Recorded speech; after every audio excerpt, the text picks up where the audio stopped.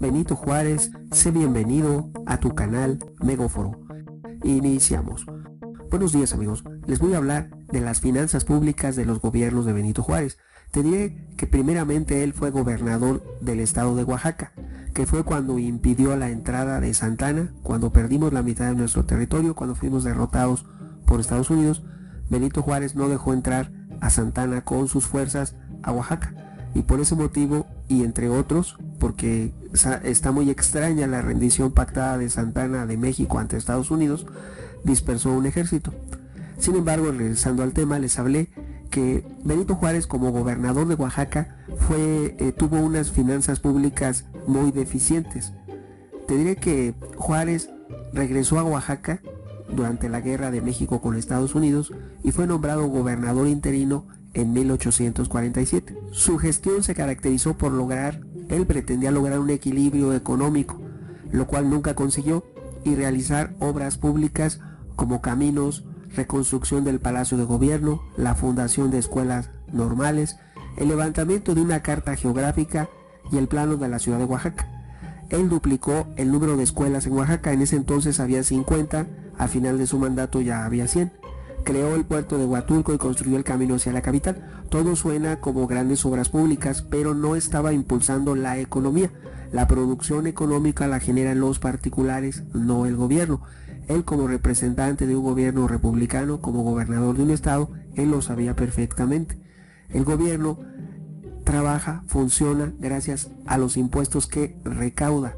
Su recaudación de impuestos no aumentó su base tributaria, no cuidó los ingresos a las arcas públicas y únicamente se dedicó a gastar en lo que él percibía como que era bueno. Como un ejemplo de ello es que aumentó las escuelas de 50 a 100.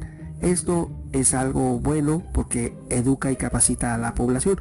No quiere decir que sea algo malo, pero un gobernante debe definir las prioridades, que son aumentar la recaudación de impuestos y con el incremento, con el excedente, poder realizar obras públicas, no con el presupuesto que ya tienes, que es muy reducido, ni con la contratación de deuda.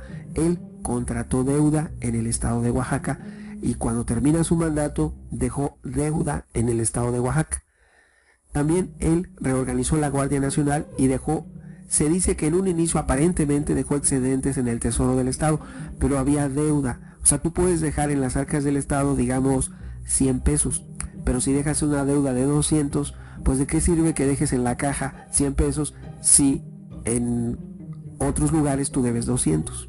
La gente que como gobernador Juárez iniciaba actividades frecuentemente, ojo, no sé si le recuerda a alguien, él iniciaba actividades a las 5 de la mañana y obligó a la población del estado a levantarse a las 5 de la mañana si querían hablar con él. Si cualquier persona, cualquier ciudadano, sin importar su condición social o económica, deseaba hablar con el gobernador, tenía que acudir a las 5 de la mañana. Una cosa que nunca jamás en la historia de México se volvió a repetir hasta nuestro actual presidente en México, a julio de 2020. Nunca se volvió a repetir, ningún gobernante citaba a las personas a las 5 de la mañana. Benito Juárez así lo hacía, a las 5 de la mañana. Recordemos que Juárez le impidió la entrada a Oaxaca a Santana cuando venía huyendo. Por lo tanto, cuando nuevamente pasado la conflagración, cuando Santana llega nuevamente al poder para poder así regalarles la mesilla a Estados Unidos, que nunca fue una venta, nunca se pactó, no había motivo ni razón para que México cediera la mesilla a Estados Unidos.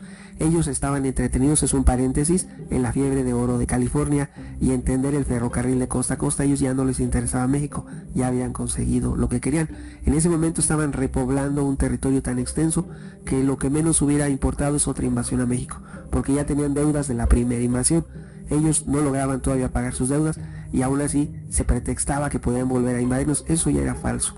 Ya estábamos en otros tiempos, ya había avanzado, y ya estábamos en 1853, ya no era posible eso. Ya incluso el presidente de Estados Unidos ya era otro, entonces ya había pasado, ya no había motivo.